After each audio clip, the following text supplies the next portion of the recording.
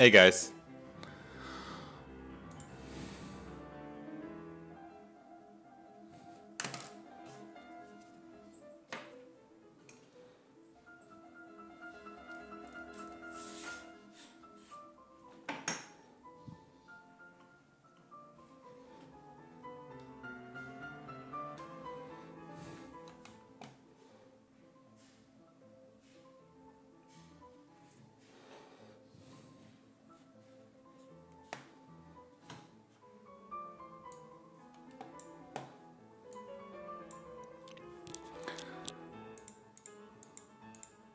All right, how's the balance and the volumes and things?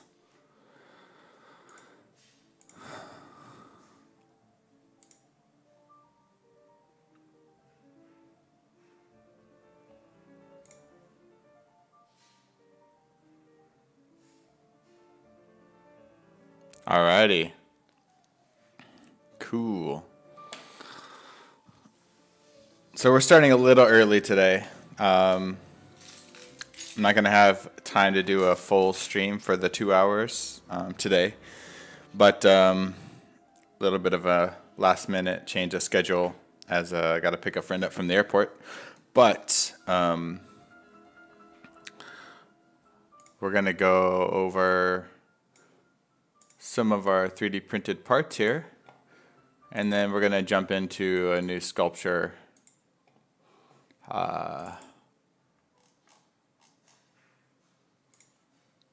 that I started on my personal stream the other week. So that's the wrong girl. There we go.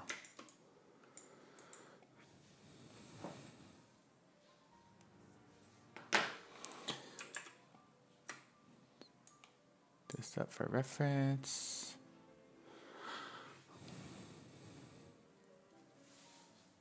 One of many, man. One of many. I forgot how to turn off the LEDs, so the LEDs are on right now.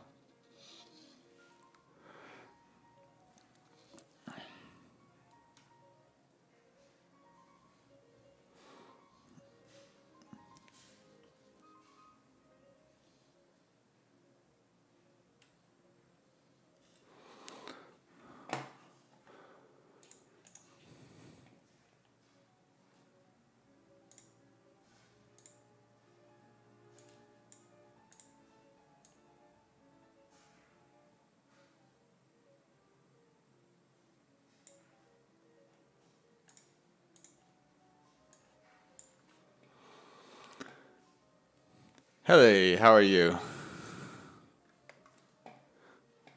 I always use the tablet like this. I just dance around like like this, but with the prints. This is how you trace models in ZBrush. So you just put the 3D print down and then you go around it like that. Just kidding. All right, enough shenanigans, guys. This is serious business. So good morning to you all. It's been a week, I think. It's been an exciting week, right? Got 4.8 running. I got to redo my entire UI, which was actually refreshing because my last UI was getting a bit cluttered. So got to retrofit everything with the new tools and upgrade some stuff. That's nice. So hopefully, I'm sure you guys are all doing the same. I don't know. For me, I like to redo my setup and my UI every time I get a new ZBrush version. Just kind of makes it all feel new and fresh again. You know, I mean, we know we spend so many hours in this program, so it's good to get a nice little change up sometimes. So if you guys have been following along with my stream the past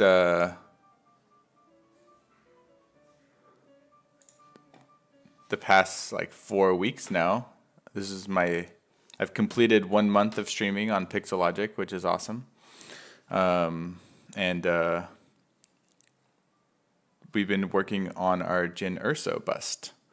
So as you remember, she's all finished up, and there she is. There she is in all her glory. So so that was our Jin Urso bust, and we printed her out last weekend, I believe.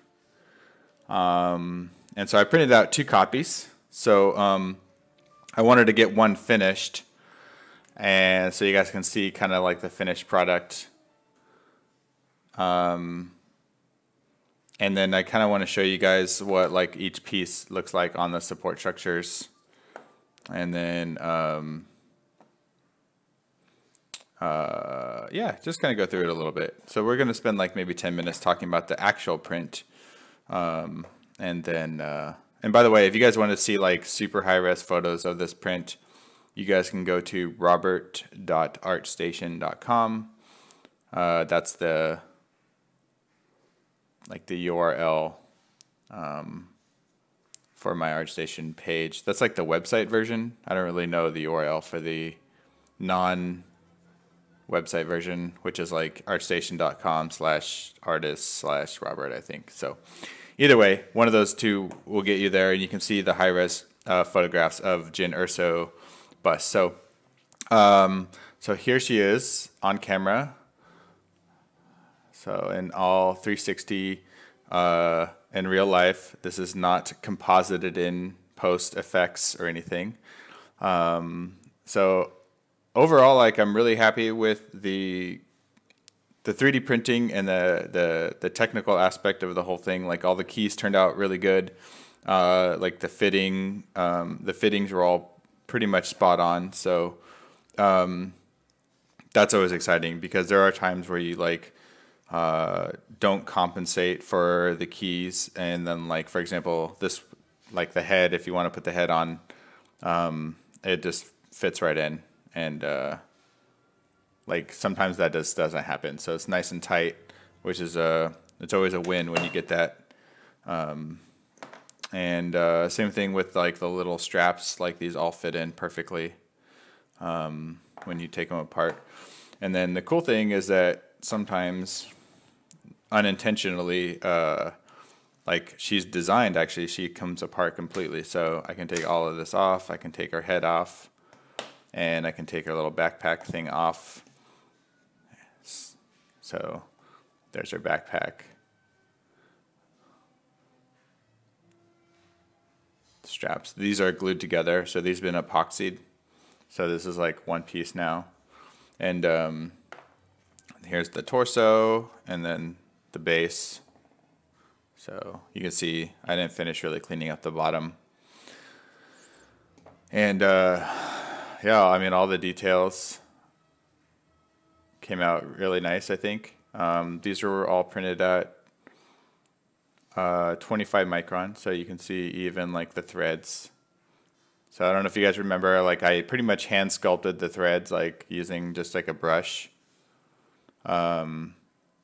just to give it a little bit more of a organic feel, and that's kind of the result. You don't have to be too technical with it, I guess. Like if it was for a game, you'd want to like make it so you could bake out all these threads and, you know, mask them out and stuff, but not for me. This is just sculptural stuff. So anyway, so that's the cloth piece, the head. So that's what she looks like. Pretty happy with it. I made a few minor tweaks to her face shape profile. I wasn't super happy with her profile. There we go. So I pulled the front of the head out up here. So these are kind of cool changes that you can make to the design after you print it. It's not a big deal because I can just print out a new head and then switch it out.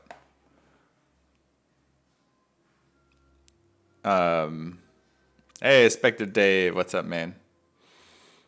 Yeah, so there's that. And then everyone always asks, like, oh, are you going to get other pore details? Sorry, I'm like backwards here. Pore details in there. So come on, focus.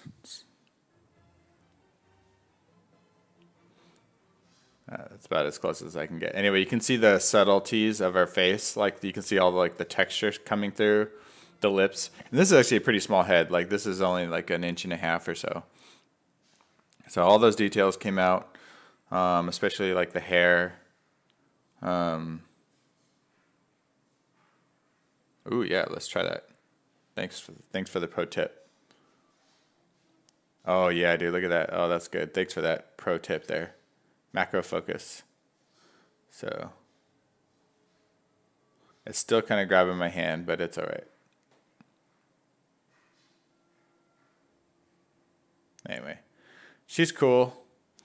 Little head. I got it set up to print out a giant, like a bigger version. So I'm gonna. She's like 4 inches or something. So so you guys are asking what printer? It's just the Formlabs Form 2, SLA 3D printer, printed at the highest resolution. So, and those of you who are like new to my stream, welcome. And when I say my stream, I just say me as the personality streaming on the Pixelogic live stream. So I always do, all of my stuff is for 3D print, just to throw that out there. So, and then let's look at the, just I kind of want to show you like how we set these up for print. So you could see that the Form 2 like puts things on like these little support structures, and they break right off. Like you can just pull them off.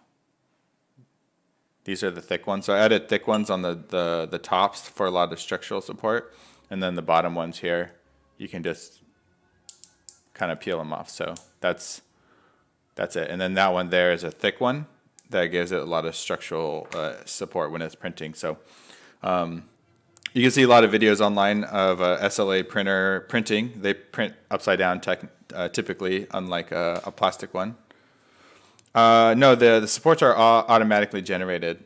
So here's like the base. So this base I printed at 100 microns. So you can actually see the layer lines catching in the light. But the cool thing is that this is 100 microns. This took a couple hours to print. I printed 2 at the same time. But with some nice primer, you can't see them anymore. Because the cool thing with this is it's resin, and you can sand it. So you just paint it and sand it down, and then you don't have to worry about layer lines. So the little jetpack thing, I call it a jetpack. I don't really know what kind of, some kind of armor, who knows. So these are all the raw resin. These haven't been painted yet or primed. I am going to paint them, hand paint them for sure. That's like definitely one thing I want to do. You guys can see I have my painting station all set up over there on the other side of my office, which is awesome. And here's my scruff. Need to get that off of my face. Let's see here. Any other things to note? This is a good thing. So you guys see how these are printed like vertically? It's always better to go like aim tall skinny objects up in the printer. You get more resolution when you go this way, and then also you get sharper details. So this is kind of a like, you know, you might ask like, why not just lay them down like this and print them flat like that, or like this, so they're super low to the build plate. And then, but you have to use a lot more supports, and you get what's called bat winging, which is let's see if I can find that. It's here.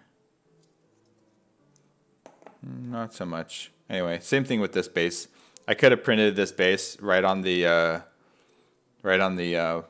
platform, but then it's always hard to get it off of the platform. So it's easier to put it on the supports, and then you can just use your finger and kind of take them off. So it takes like 5 minutes to take all these supports off. So anyway, that's the Jin Urso bust. Like I said, if you guys want to see all 3D printed art that I do and have done, I post everything to my Instagram. So if you guys go to Instagram Polysculpture, that's like my my go-to for posting like all things 3D printed. So we're gonna assemble our Jin Urso bust again, and I really like the way that this assembles because it's gonna be cool to be able to take it apart and paint all the pieces, and then put it back together. Sometimes painting it, if it's all glued up, would be a pain in the butt. So it's actually funny, these don't fit, they're not reversible for some reason. So I must have keyed them differently. So they only go in that way. Yeah, so that's her. So yeah, she's cool. So that's, yeah, thanks for that. Yeah, these things actually make some interesting tools. A good back scratcher. So anyway, that's the Jin Urso print. Thank you guys so much for following along with me through this project. And I do bounce back between working on my projects between my stream and the Pixelogic stream. So if you guys are really want to follow everything that I do, be sure to go back and forth so you guys go crazy. So I'm going to put her away and then reclaim my Wacom space. So, and then move my cam back up. All right, so we're going to switch over back to my new project.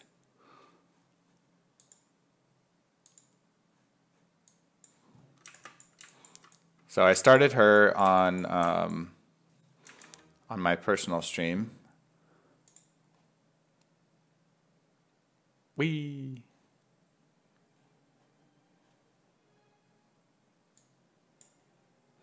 All right. Gotta get.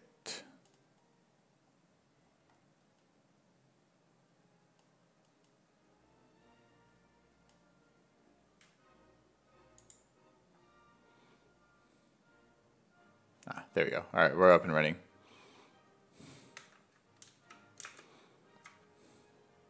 And then I gotta reset my webcam so you guys don't watch fingers the whole time.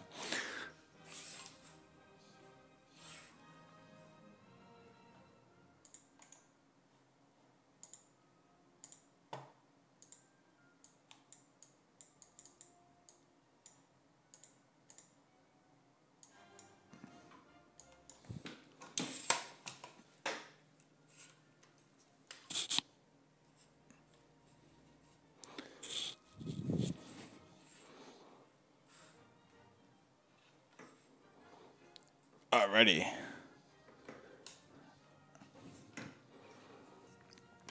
This is a Poker, Poker 2 keyboard.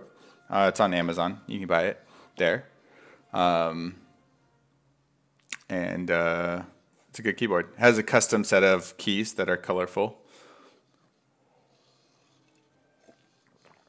Because you can't run stock keys on a keyboard. I think that's against the rules. So anyways, so this sculpture is, yeah, like I said, I started it on my other stream, and I was like, okay, I'm happy with this. So I'm just going to make it into a project. So she's already sort of laid out so that she'll stand like on the ground.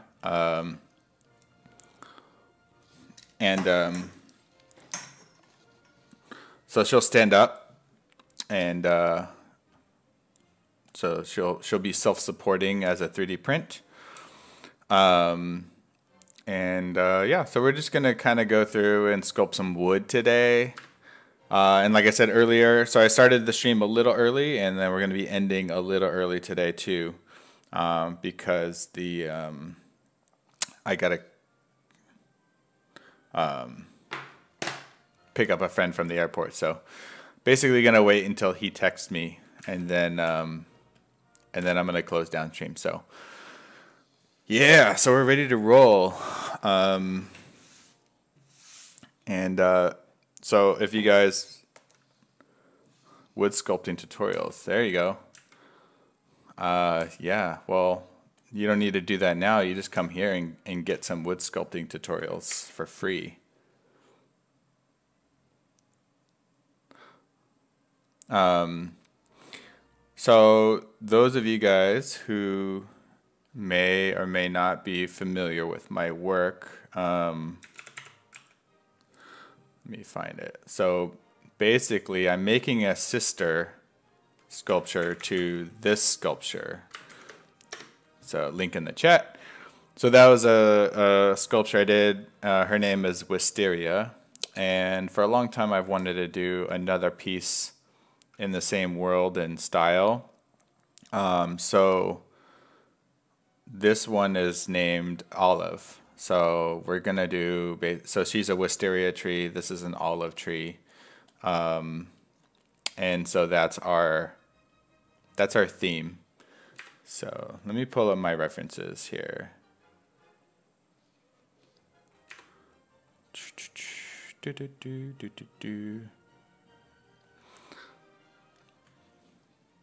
No, I don't cast my pieces. All of the stuff I do is only directly to 3D print. So any copies that do get, or any copies that do exist, are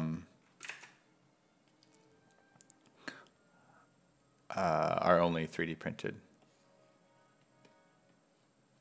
I like these ones. Open.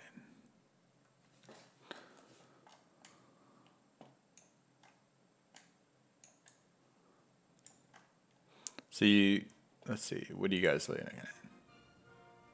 All right, so you don't see that. Let me load up my pure ref window.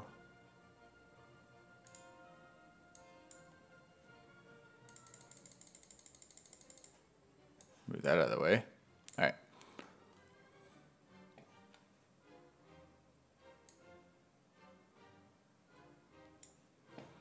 All right, so you guys see my reference now.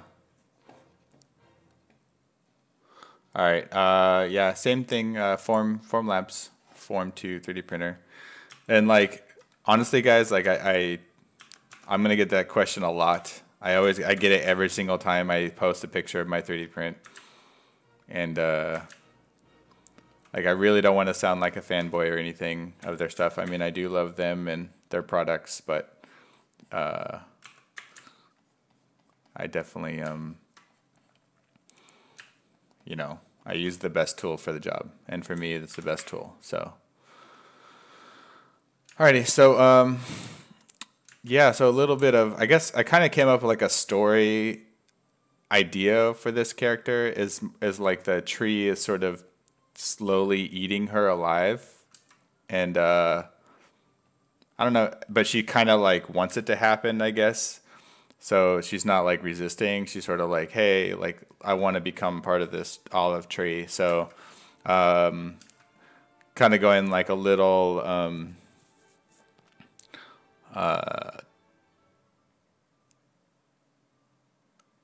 abstract, I guess is the right word. And like I want like these the growth of these trunks to like feel like they're almost like grabbing her in a maybe like a slightly sensual way.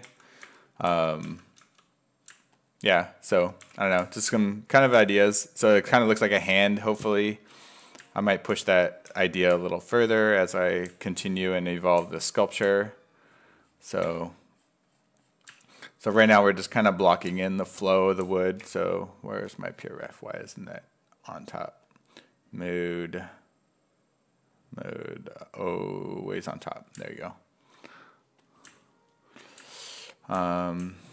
Yeah, so you can see like olive trees are really gnarly things. They don't really grow in like any logical direction.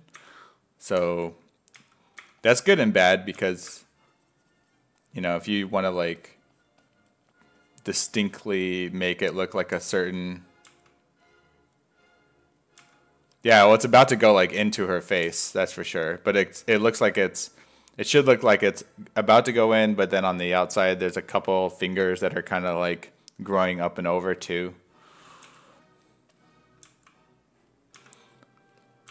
Like I really wanted the feeling of like it's pushing into her skin. So it doesn't feel like it's just resting on top so much all the time.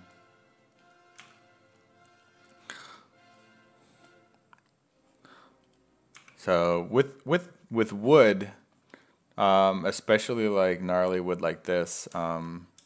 There's no real rules, I would say, other than just look for nice shapes, I guess. There's a lot of like bulging happening, so using the inflate tool. Jin Urso, she's probably like, I'm gonna say like 20 bucks in resin, something around there. So not much, maybe 25 max, but that size it's pretty cheap. It could be even under 20. I didn't really calculate it. And she's not hollow either, which I could have done, made it hollow and saved more money in resin.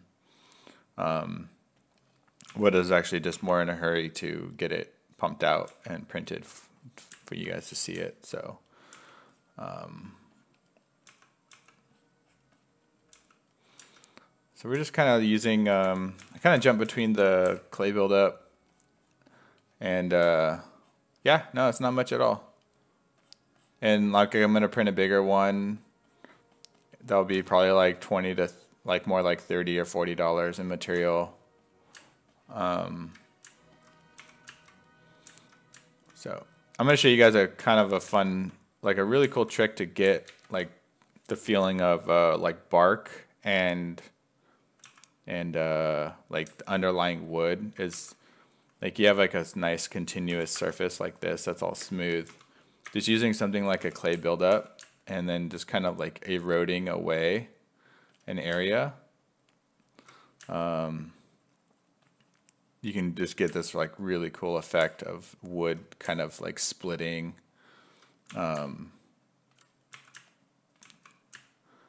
And then, so that's like you're sort of gouging out like where the wood is maybe like exposed, was eaten away by like, I don't know, hungry termites or something. And then I like to take like the same tool, clay buildup, and add like noise to the top edge. So you get like this cool effect. So you go and add noise to the top edge, maybe use the move tool to pull this stuff out a little bit.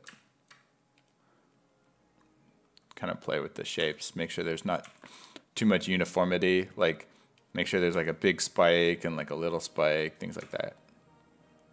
And then using like an orb crack like under it, you can really like define like where those two pieces kind of happen.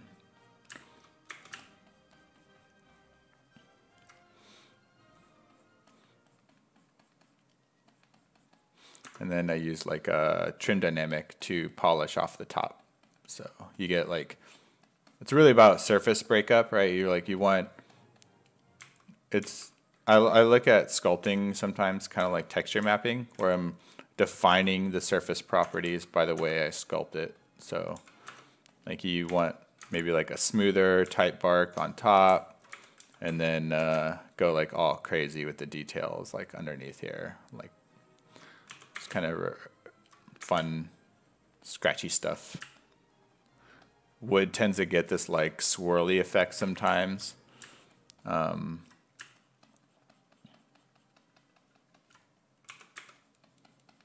So I'm working at a pretty low resolution right now too. I haven't really like taken this model to the next. She's actually still just Dynamesh, so she's 1.3 million. Oh,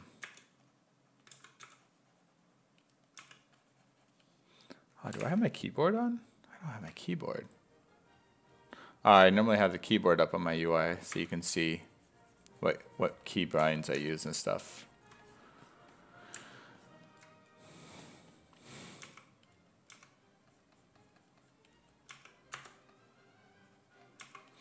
Also using like a really small trim dynamic, you can get like a lot of cool breakup in the surface. It's like smooth, but you get a lot of microplanes, which are nice.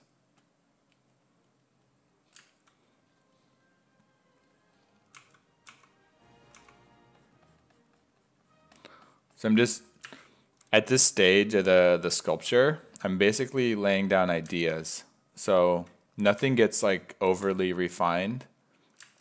It's more just about it's conceptual right now in a sense. Any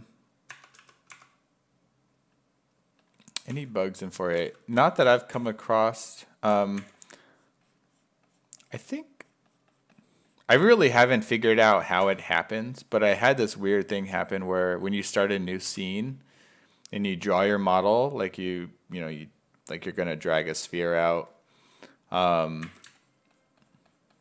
then it like doesn't drag it like scaling it. It just does the like the spray mode instead. It like switches on me, but it's not really like a bug that's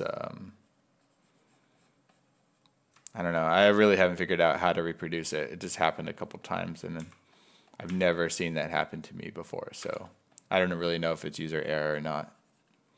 So I'd be hesitant to call it a bug. So the olive tree has like sometimes it's like smooth, newer growth, then sometimes it's like the bark is here.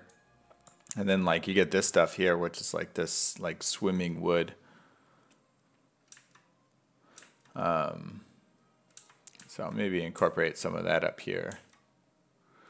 Maybe this piece.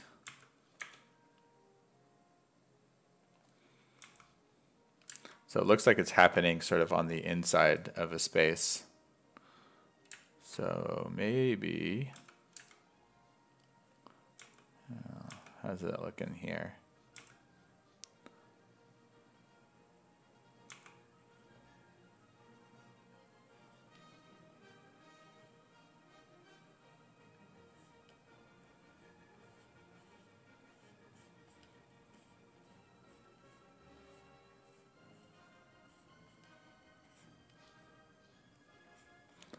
So I just use like the knife tool and kind of scratch out like a flow.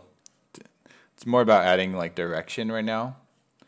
So as you rotate the model, I really like to see different silhouettes appear, different flows of the wood, like things going different directions, different types of wood that will appear and disappear.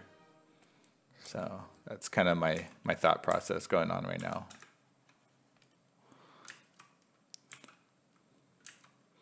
So also trying to integrate some of these like vines into her face a little bit better, because these were just kind of drawn on with the clay tubes. So not clay tube, sorry, curve tube, clay curve tubes. It's not even a thing.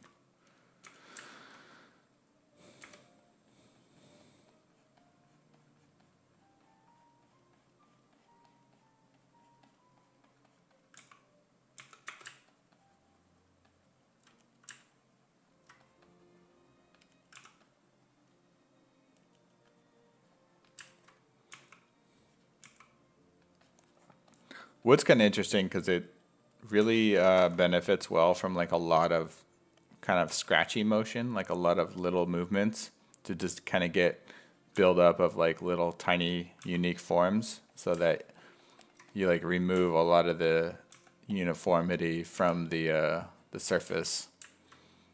And even if you kind of overdo it, it's usually okay because of the way that things soften out a lot when they get printed. I mean, the details hold up great, but you still have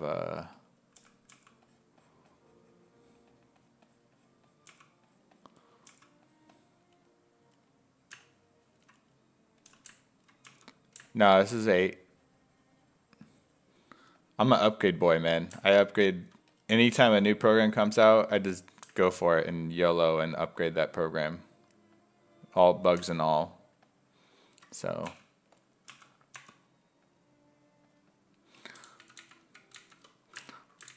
another cool trick with the wood is that if you kind of carve out an area and then use like your move tool and like pull the edges up, and you can like really break the silhouette of those areas with the move tool.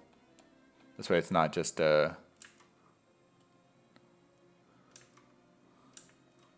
yeah. Man, I love new programs coming out. This is exciting. I don't know. I've had my share of crashes, but nothing that I think is abnormal. I did have a weird crash when I went to hit the home button on the new Move widget, the widget tool. But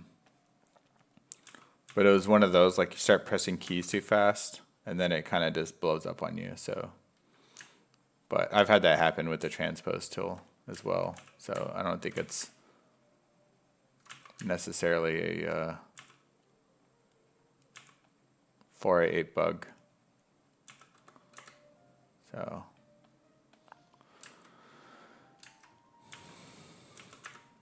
So the one thing to be careful when like sculpting wood is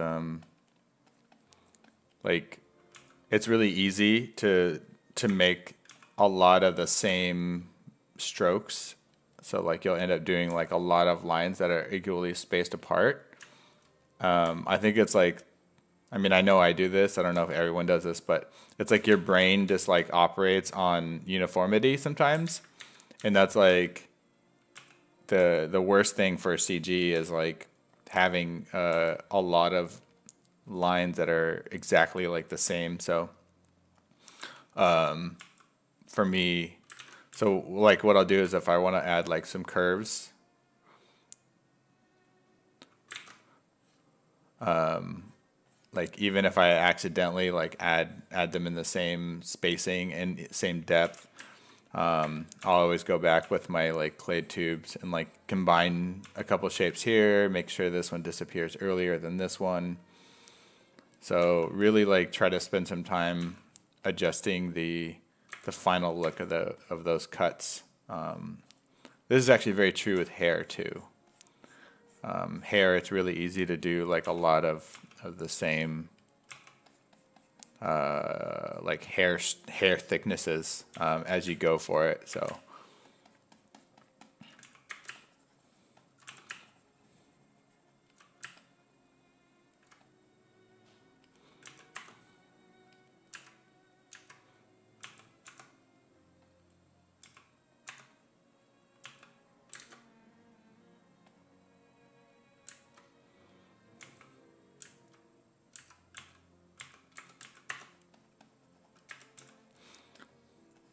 and this is like at this stage we're just kind of experimenting with like the flow of all this wood. So you know, I'm not really afraid of like damaging the model or topology or any of that stuff.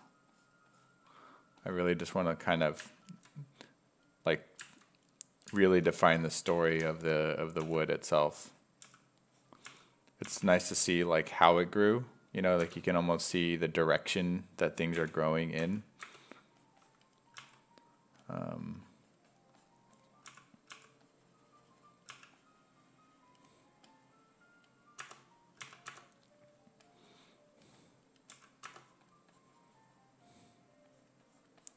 Yeah, I gotta say I agree with Brendan. It's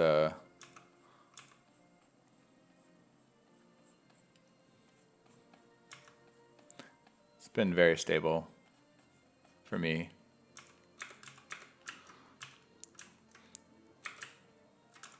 So after I do like these like orb crack cuts, I'll like take my clay buildup and kind of like wear away the center so it's not just like a straight line.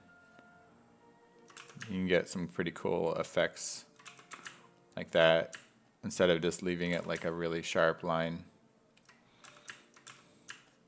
Push this area down.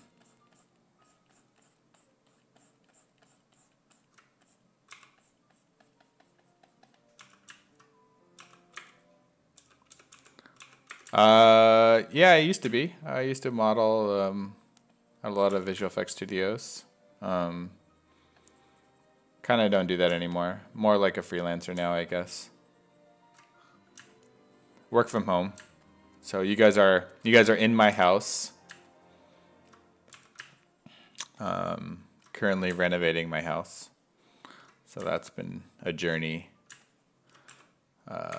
which is why I actually don't really stream too much on my own stream regularly, because I'm still kind of getting set up here. But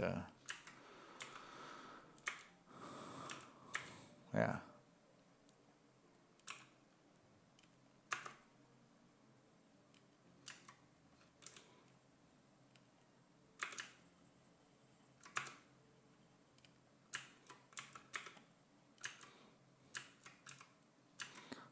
Zoom out, kind of look at it.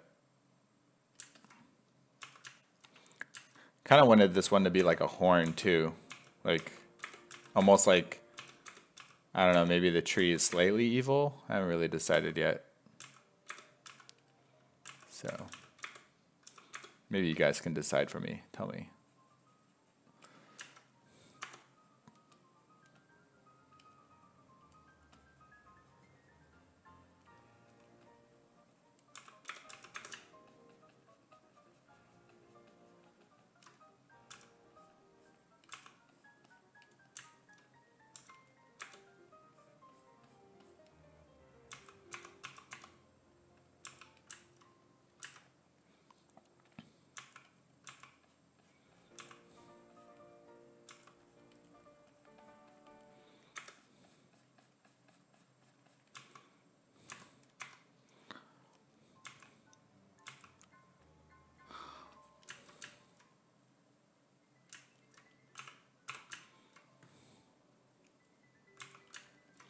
That's what I do, man. Chill out. That's all we do is chill.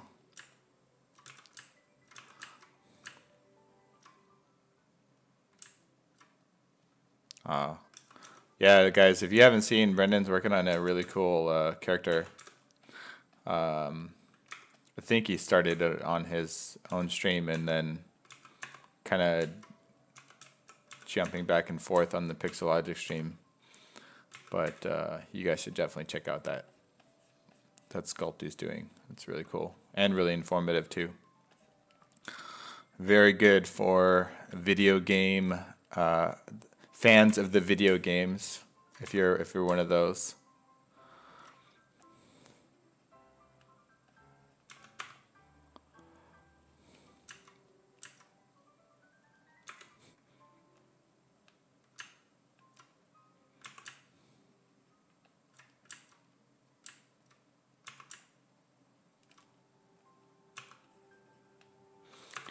Yeah, I mean, hopefully you guys see that there's no real like trick to sculpting wood in a sense. It's a lot of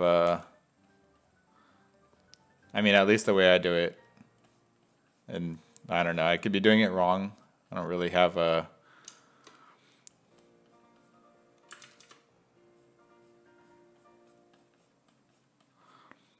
there's not really a method to my madness, but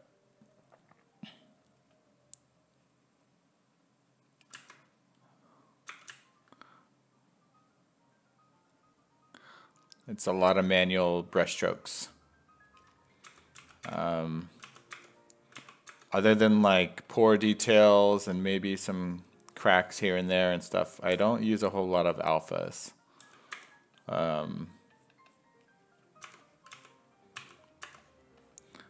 Not against alphas or anything, but I guess I kind of enjoy the tediousness in a sense of some of this stuff. Like it's really fun for me to get in here and do this kind of work. So, and I feel like it adds another level of organicness. It's not repetitive.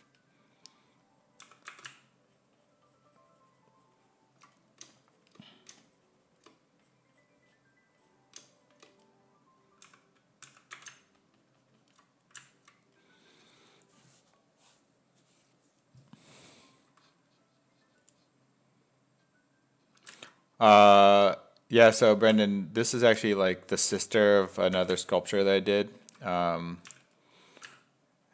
It's my wisteria sculpture that I had done like a while ago, And so I did that, and I really like the concept of it, I guess. The concept and the idea. So I wanted to give her a sister.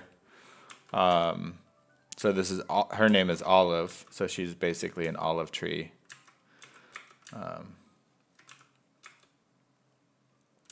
So anyway, that's the true story of ZBrush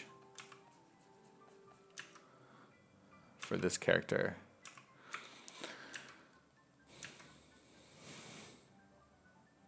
What if a branch was puncturing her ear? Would that be creepy?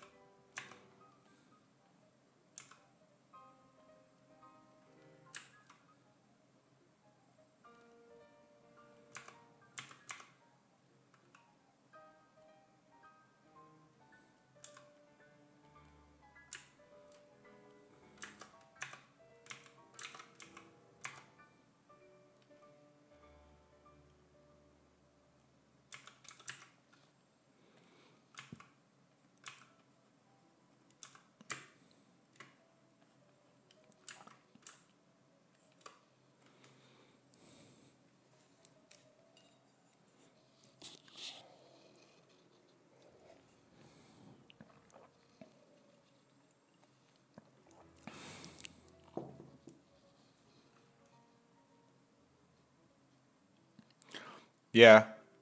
I gotta see if I drop stream. Okay. Sweet. So, just so you guys know, if you guys are streaming on Twitch and you guys are dynameshing a lot, under preferences, performance, there's this max threads slider. And that's basically saying how many CPUs is ZBrush allowed to use. And so I put that up on my UI on top. And so when I stream, I change it down to 12 to 14 threads. And so that makes it a little more stable. Like I don't get as many Twitch crashes when I Dynamesh. So definitely, like, basically you're allowing your system to use, like, basically you're letting the system keep streaming, and ZBrush is a little slower for some operations, but preferences, performance, and then there's a max thread slider, so yeah.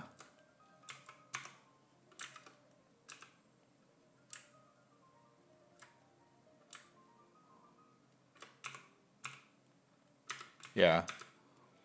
I know. It's actually happening on my other stream like all the time. Oh, yeah. That means what, you have an i5, I'm guessing.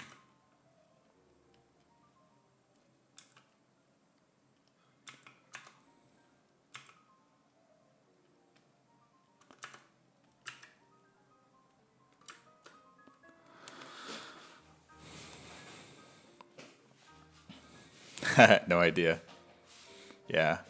Yeah, it's good to have like an at least 8-core CPU for live streaming because, well, yeah, because doing the stream itself, I think, is a pretty CPU intense, and then doing like these intense like Dynamesh type operations sometimes can really lag it out.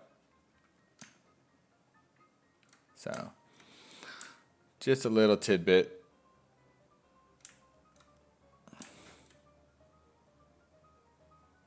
Yeah. Yeah, I think you're right. I think that would call. I think maybe this branch right here should do that.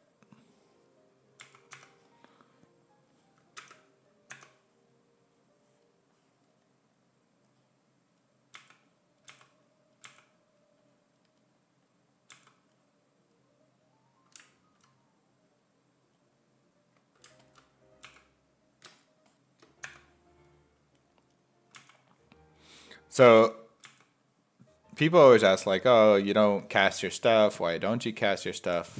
And models like this, exactly what I'm doing right now. Anyone who does do casting can tell you that this little hole right here, this hole down here, can just make your life a living hell, because of the like these gaps. Yeah, it's not impossible. You would just have to drill it out, but yeah, but I can 3D print that all day. You know, I don't have to deal with any limitations of casting if my end product is always 3D print. So it's one of the joys that I kind of love about 3D printing in general. And so if you guys are doing toys, do not do shit like this. I guess is the lesson that I'm trying to tell you. Stay away from like little holes and dumb stuff like this that is easy to 3D print and a pain in the butt to cast. So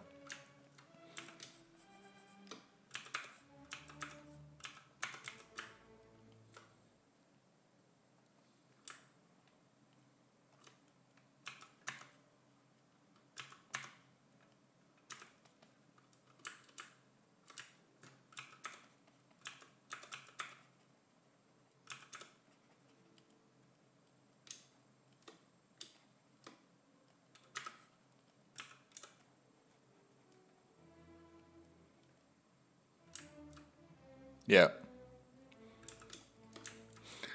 they would not be happy with me. Best place to find ZBrush tutorials. Shout out to Pixelogic and their Z Classroom, which has so many damn tutorials. It's unfair. They are overpowered with tutorials, guys. So go to the Pixelogic. I don't have the link, but it's free, man. It's free. You know, if you guys want to learn the software, that's the best way to learn the software. Now, this is like my philosophy. Yeah, there you go. They have their own URL for it now. That's awesome. So you don't even have to go to the Pixelogic site. Yeah, YouTube is good too. I don't know. Sometimes I just get really annoyed at YouTube videos, and it bugs me. So I really like the fact that the Z Classroom exists now. All right, so we're gonna poke a hole in this, or make it feel like it's coming from the skin. So, as I mentioned earlier, this is still quite low res. We're just sort of playing with the idea of this stuff happening. And then we'll just, by the time I'm done with this model, this girl is going to be like 60 million polys. Like she's going to be really high res. So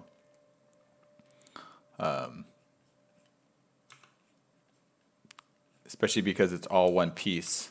It's all one piece of geometry. So everything except her teeth, actually. Her teeth are still separate.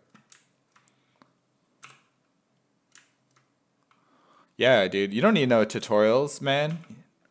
You just go to Twitch TV and watch me and Brendan and Ashley and Shane and I think his name is Mario. I think that's it. And Unicorn and Michael, yeah, Michael too. Hey, he's the best. Come on, man. Do you have to say that on my stream? Thanks.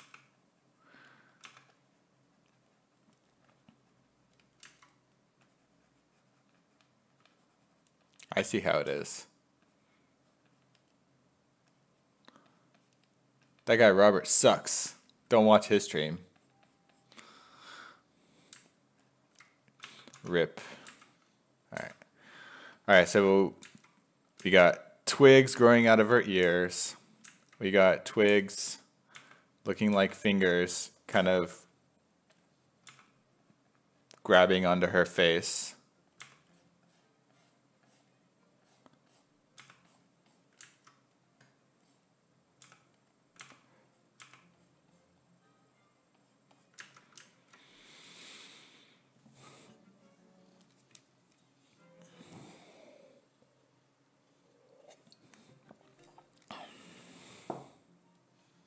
Yes, but does Michael have a How to Train Your Dragon 2 cup? Okay. So, if you guys want to see cool coffee cups, you come to my stream. Okay, guys? Guaranteed different coffee cup every stream. Oh yeah, she's going to get a leaf. We are not at the leaf stage yet, so you're just going to have to calm down there, Daza Walla. She's going to be getting olive leaves. She's going to be getting all of the leaves. Oh, puns. Puns for days. Watch out.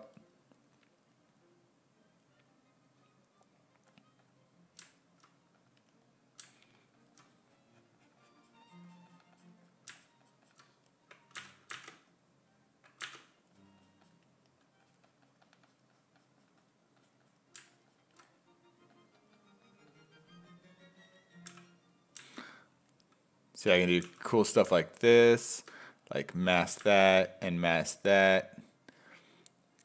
Control W. Actually, let's not do that. Let's do this. So if you guys didn't know this, if you go to insert, insert primitive, and you guys, if you hold Alt while you draw a primitive, it draws it inverted. And then if you leave it there, now this only works like 80% of the time, but it usually works. And then you drag the Dynamesh. Da da da da da. Yeah, it's a cool mug. Has eyes, has a toothless eyes on it. It's a crew mug. It's good.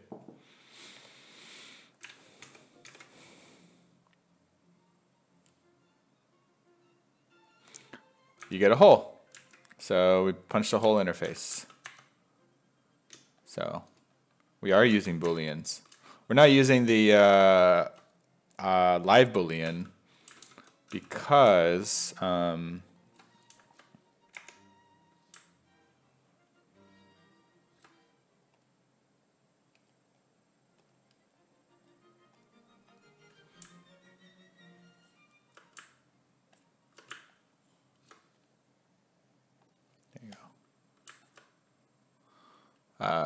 Not using light booleans because I want this a part of my sculpture.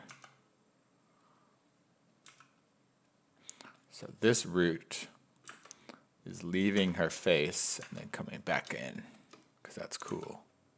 And I can do that.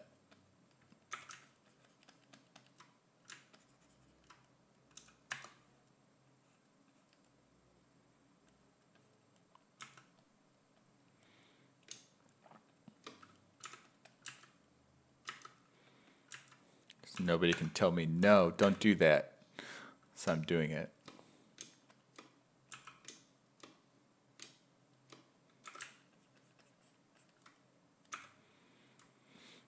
Environment modeling. Well, that's a pretty general term, man. I mean, my friend is a lead environment modeler at a game company, and they spend like 99% of their time in Maya, and like they'll pop over to ZBrush and stuff to do like, you know, if you're doing an organic environment, are you doing like Doom 3 environments, Doom 4 or 5, whatever. So it really, really depends. So if you want to be a good environment modeler, I would definitely say just you got to learn Maya. And I say Maya because I'm a Maya like forever user. So, and then ZBrush to complement both. So you can do organic environments, and you can do a lot of layout tools in Maya that are good for generating environments. So all good stuff.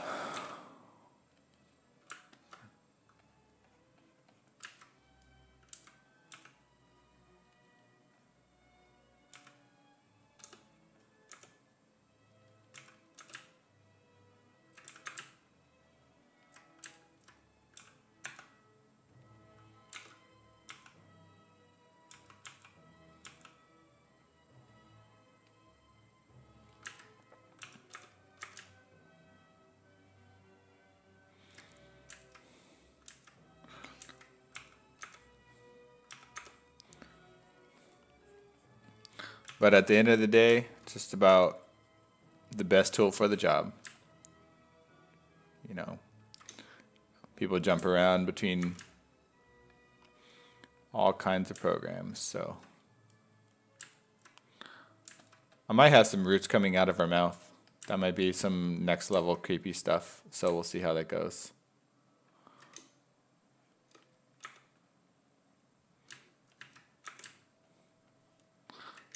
Like, I really want this piece to be a little creepy, a little sexy, a little scary, a little beautiful, a little bit of everything, I think. So that's going to be the target emotion, I guess.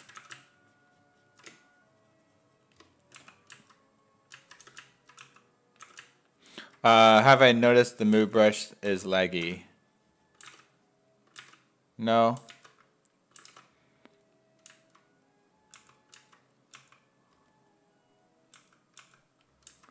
Haven't noticed any lag with the move tool. I do run my move tool at 21% intensity. So it's kind of like a steering wheel of a car. Like, it's no longer so like one-to-one with your movements. It makes it really nice.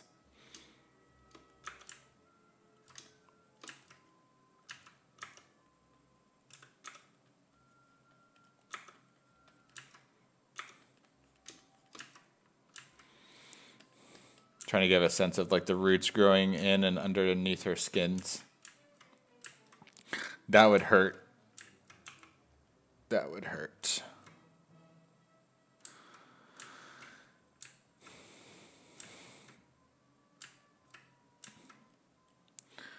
Also, like, doing some pretty cool like anatomy stuff where I want like the wood to almost be like breaking her shoulder out of place. Like her, what is that? The shoulder blade is like being pushed almost outside of her skin. So it's like stretching, and then it's becoming wood at the same time.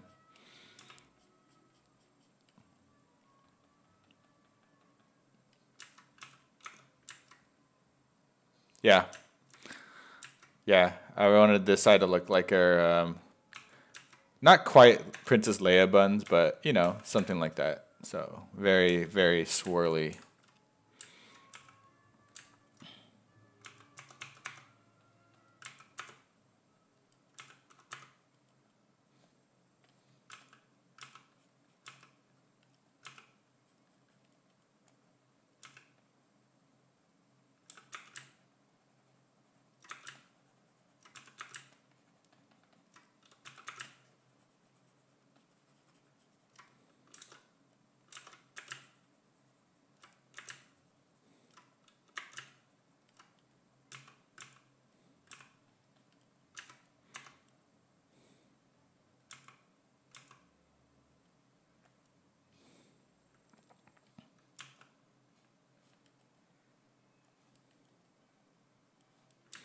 So using the orb crack to sort of define pieces that I want to protrude more. So I'll draw out these lines.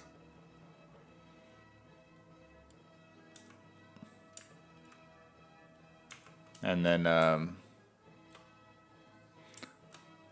mask pen them.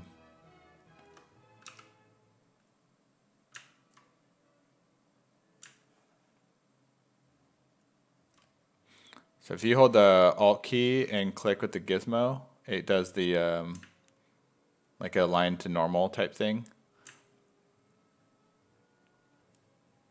I do miss, the only thing I really miss with the transpose is that I love being able to drag the transpose line. I mean, I know I can still use it, but I love being able to drag the transpose line along a direction and having it follow or snap to that surface. To me, it's a little bit of a more organic process than like being able to do this like from camera allows me to do a little bit of an easier pulling of a surface than using the gizmo. So that's one thing I do.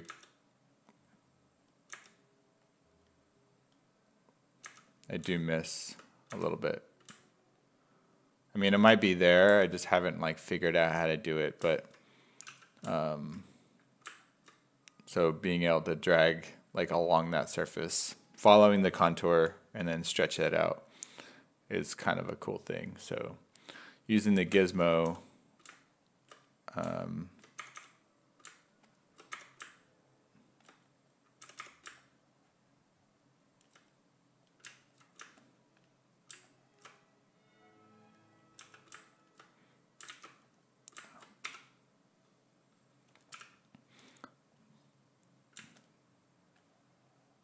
Like it doesn't, you can't drag it.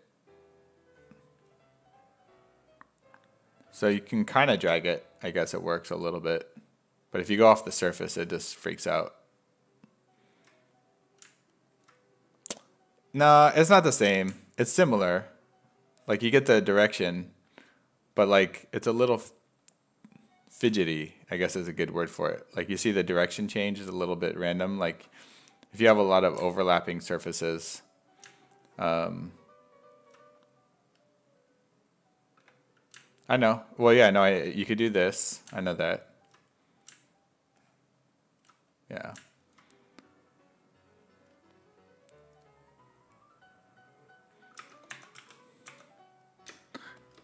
It's like the same but different. Has a different feel to it.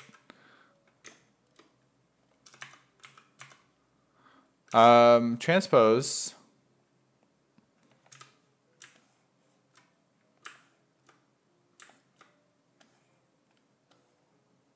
Yeah. It jumps back behind the model. I know, but I'm saying like it doesn't feel the same. Like it doesn't feel as smooth. And I like being able to change the distance of like where you draw. So like you draw here, and then I can like, so if I have a piece here,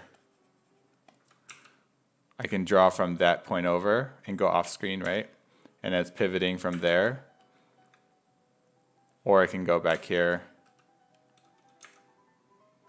Yeah. Gizmo works very similar. I'm not saying it's like different, but it just feels different. So it takes some getting used to.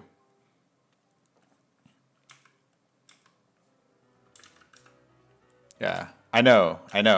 You could do all the, it's very similar. Similar but different.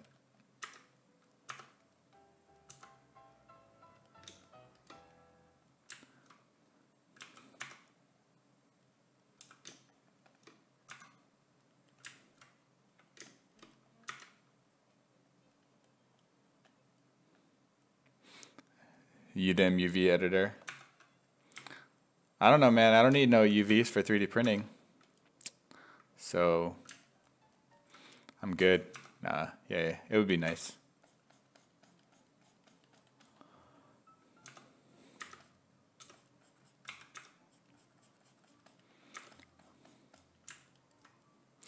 Pretty short today, actually. Today I got to go earlier, so it's already 1.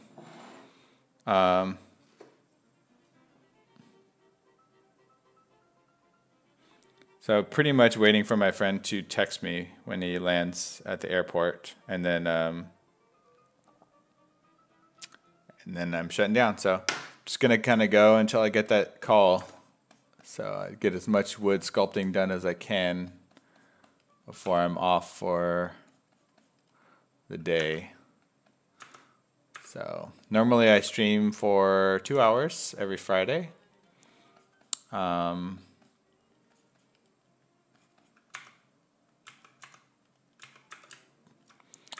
From 12 to 2 Pacific Standard Time.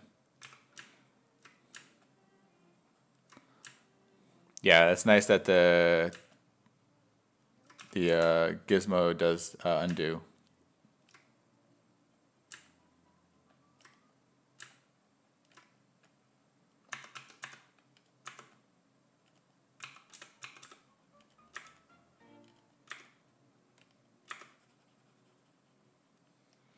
Later, man. Thanks for coming in. Yeah.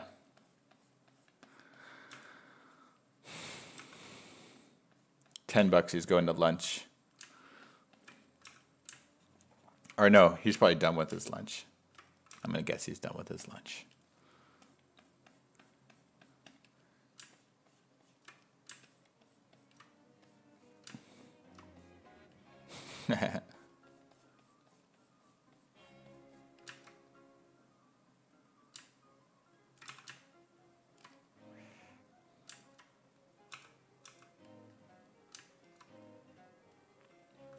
They're cool. I haven't used them yet, though. I just watched, I think I was watching Ashley use them the other day.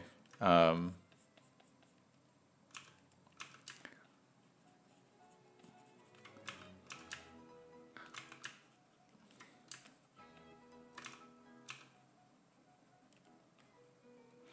think they're really powerful for doing like hard surface things like grooves. So I definitely could see myself using that for doing some armor plates and stuff. Get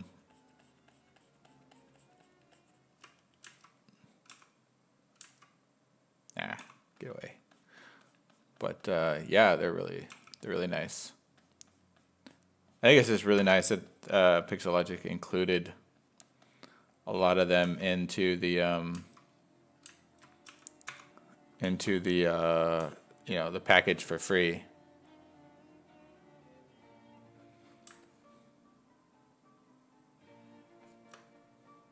Kind of get everyone started using them, and then, you know, you guys can go and like make your own.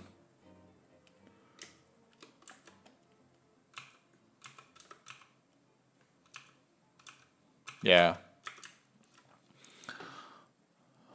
Let's see, brush. Oh, where are you at? Chisel.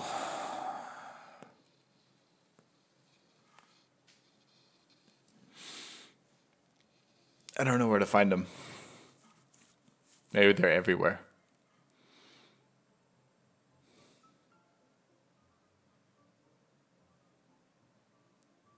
Is it a tool? No, it's a brush, I guess. I don't know. If you guys know where they are, let me know.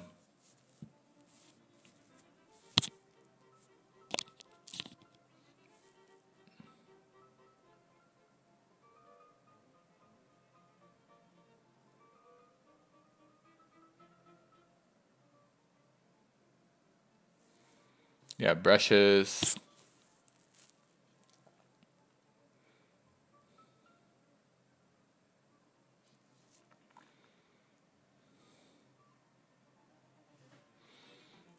Oh, I see. Chisel rect, yeah. I see. Chisel. That's not a chisel. What is that?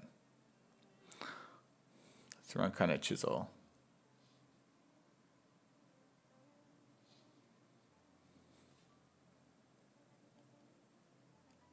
Chisel 3D, I think.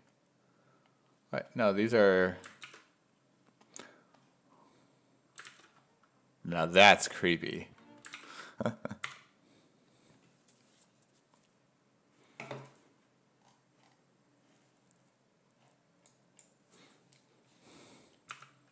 I don't know. I can't find it. Oh, that one. There you go. I found it. Never mind. I'm done being retarded.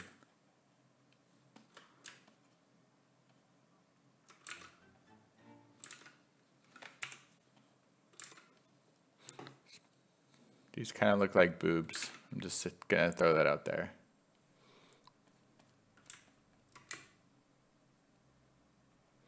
Sorry for being crude, but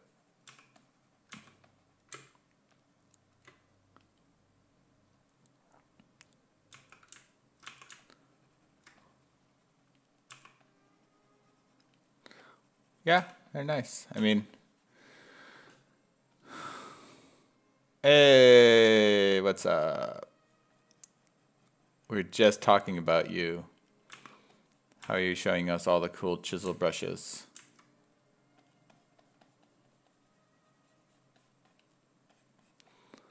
And they're like, hey, this might be good on your thing. And I was like, I don't know where they are. Oops. So I had to find them. And that took me 10 minutes.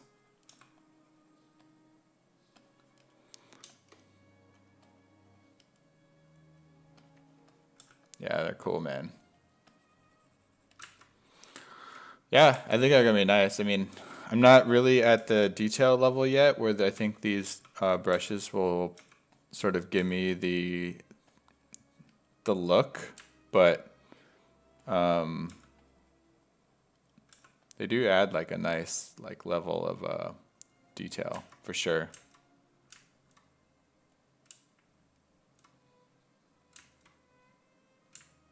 Oh, did she get moved?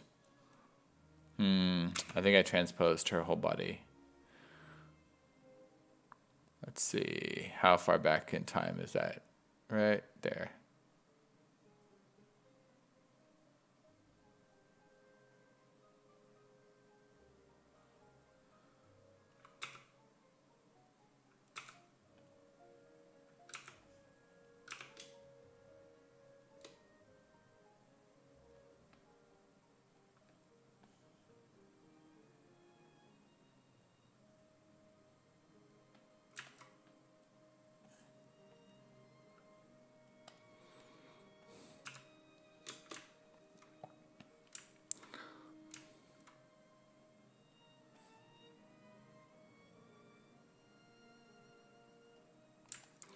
Yay, we're back in action. Yeah, these chisel brushes are going to be cool for doing the wood for sure. So definitely going to be messing with thems. But like I'm pretty low poly right now in general. So just trying to define a lot of the flow of the wood. So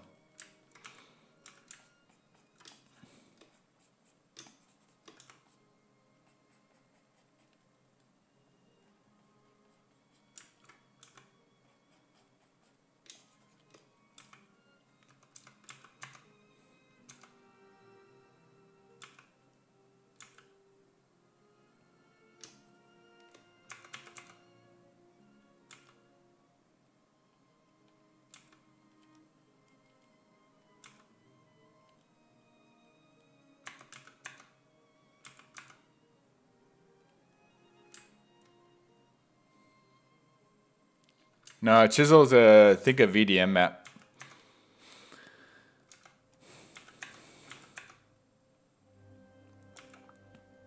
Yeah.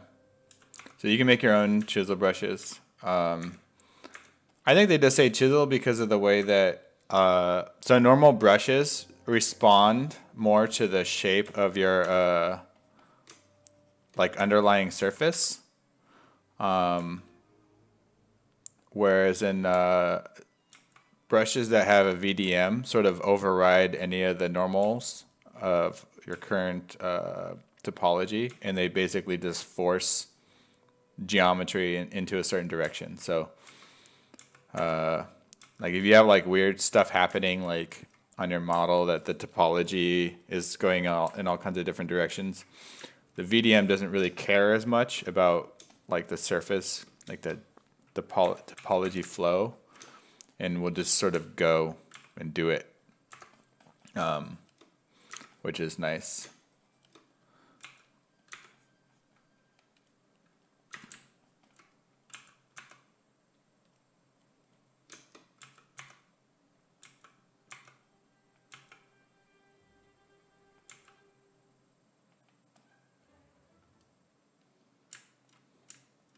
Yeah, that's a welcome, definitely a welcome addition to the brushing lineup. So they're very powerful.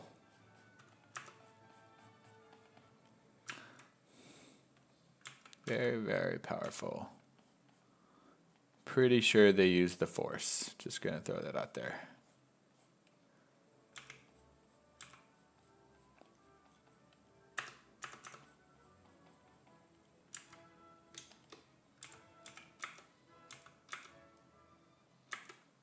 Yeah.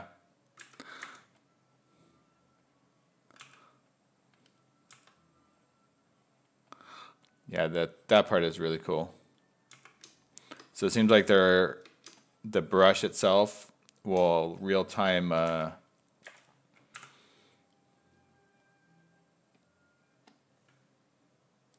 always when I do get crashes, it's definitely sometimes when I have when I start doing a lot of morph targets on high resolution things. Oh, the system sounds, come on.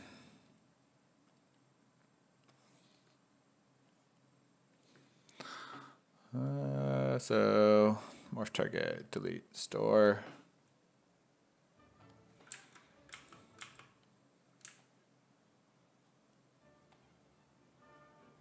Yeah, that's great.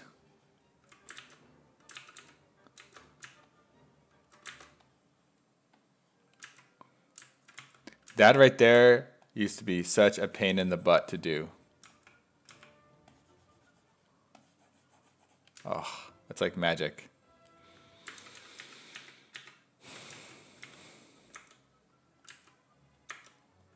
Yeah. So in ZBrush, they call it vector displacement mesh, but in production, we call it, it's being driven by a vector displacement map, which is the 32-bit EXR equivalent file that is probably living on disk somewhere.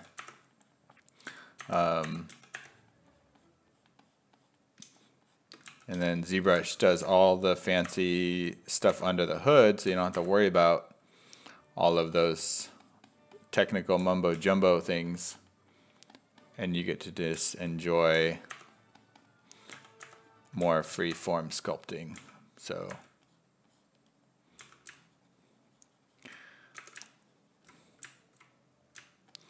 if you're working for a client and they're like, hey, throw me that VDM, they're probably looking for the texture map, not an actual mesh.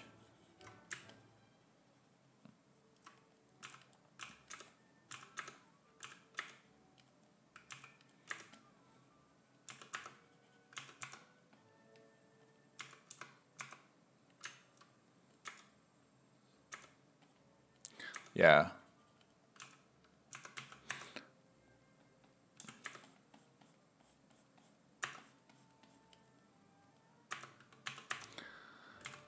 So there are some limitations when it comes to VDM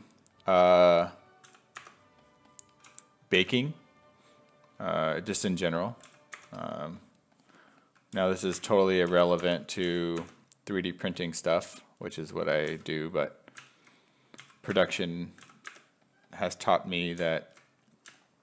So when it comes to VDMs in general, vector displacement maps that are generated from VDM vector displacement meshes, your mesh usually has to be all quads when generating VDMs. Unless the tech has changed, which I don't think it has to be a quad mesh. And then the second limitation is that it has to have subdivision levels.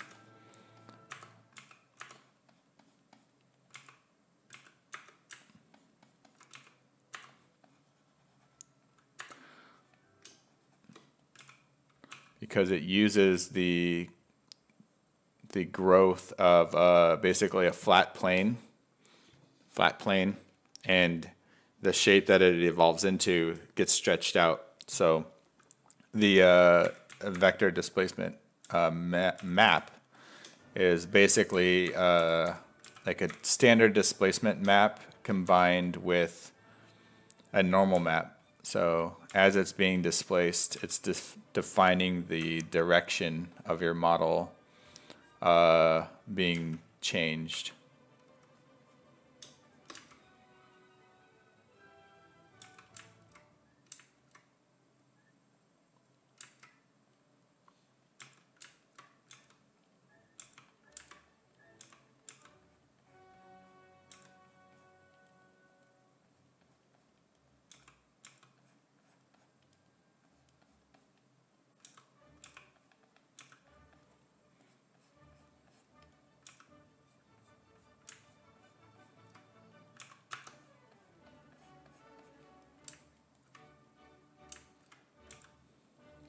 Oh, you dynameshed the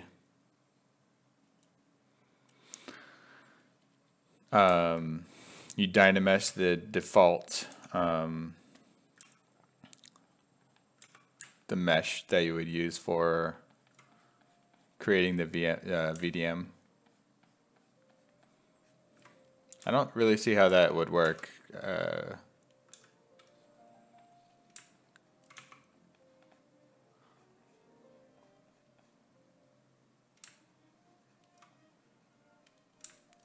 I'm talking about the generation of the map, not the application.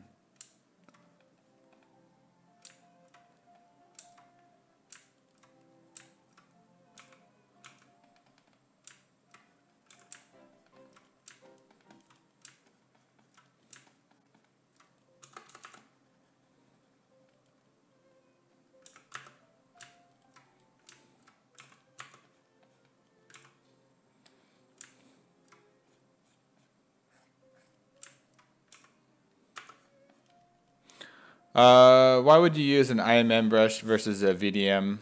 So an IMM brush is actually sticking another piece of geometry on top of your model. So it's two pieces of geometry with an IMM. And then you would subsequently dynamesh them to become one model. In a case where you have topology that cannot change, like you're working in a production model, and you want to add detail, you want to add it with a VDM because it's pulling the geometry out into a shape. It's not affecting your underlying topology. So those are your two. Those are your two like rigid rules that you would follow. Like if you have to do one or the other. But other than that, it's also a personal preference of what shape you want to get. Also, one thing to keep in mind when using VDMs is that if you don't have enough geometry, yeah, I'll show you. Lightbox actually, yeah. Brush. Where was that thing?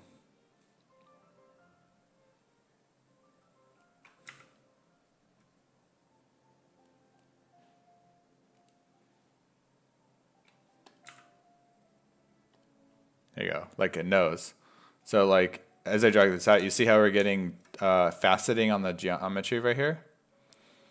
So if this was an IMM brush, that wouldn't happen. It would just be basically a part of the model, or it'd be two different models. And so you wouldn't have this resolution loss the further you drag out, because it's actually stretching the geometry out with your model. So if I cared about this topology and wanted to preserve it, you would want to just use VDMs.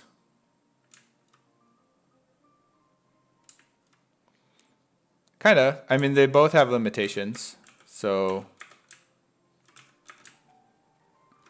I don't know that either one necessarily saves time, because the dynameshing is, you know, pretty fast, but your response rate, I think, on the brushes is faster. So so like you could probably, like as you're dragging those VDMs out on your model, you could do like all those cool, like there's demoing like the teeth. If you were doing that with IMMs and those teeth models meshes were like really dense, you would have serious like CPU slowdown. So there's a benefit in speed, yeah, actually.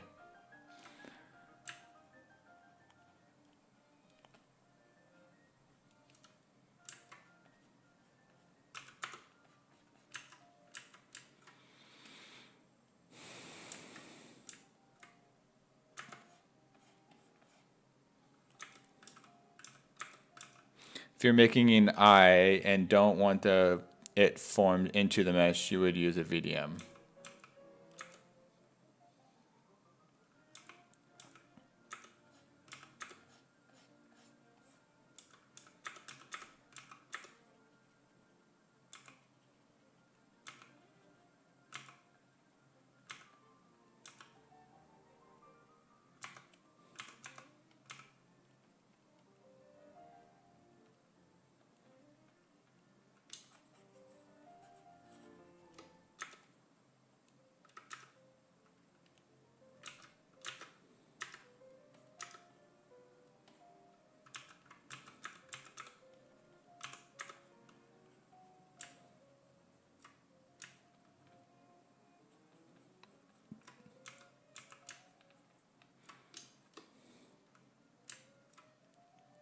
It can actually. You can make a VDM inside of Maya, actually, or any other traditional program. You can even say,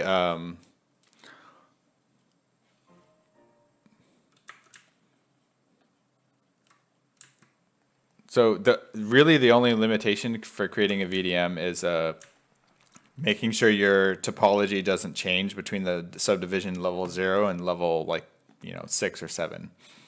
As long as you contain those shape changes on a plane, you're not going to have any problems. So you could take that plane like level 5, bring it into Maya, move it around, do whatever you want to it, bring it back in, probably bring it in as a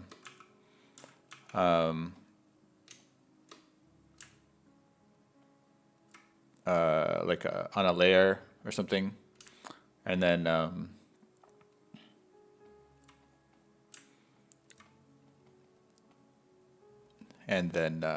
yeah, then bake it out into a mesh, into a VDM. The nice thing about the ZBrush process is that it's actually like integrated all the baking and like it going between different levels and creating those brushes for you all automatic. So it's really nice that you don't have to actually deal with maps. That's the cool part about it, in my opinion. You just boom, make one, and you're done, and then move on.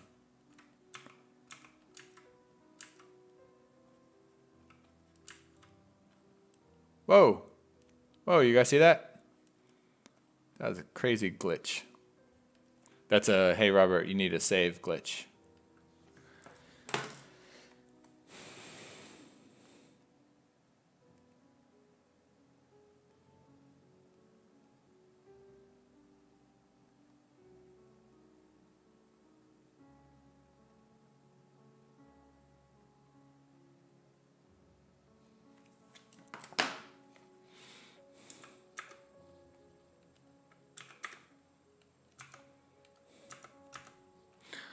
All right, guys. So I think I got to go to the airport pretty soon here. So we're going to just kind of move on.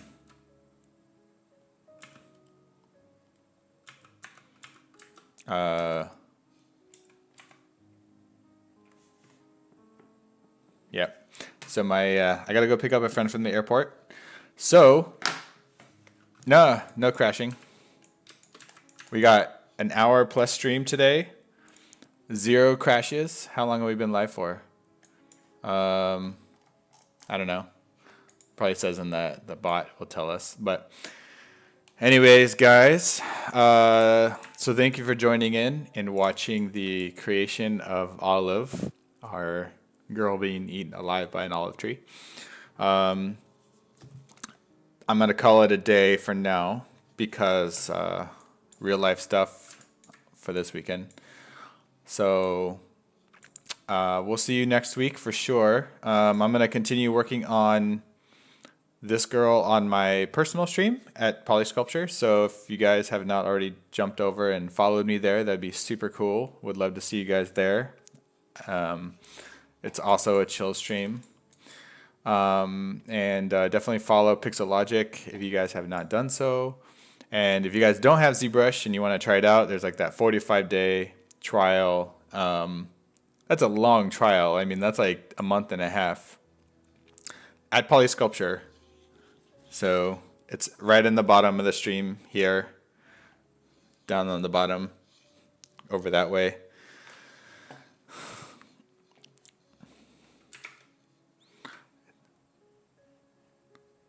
You see where it says my name and then Twitch TV Polysculpture. That's me. So yeah, I'll be streaming there later next week to continue on this girl, and we're gonna progress through it together. So thanks for your input and your ideas too. I always like getting, feedback of the people to see what they kind of want to see in it too. So that's cool. And we'll be back later. So thanks, guys. Have a good weekend. Be sure to check out the other streamers coming up this weekend. And we're calling it a short day. So, and we're out. Thanks for watching.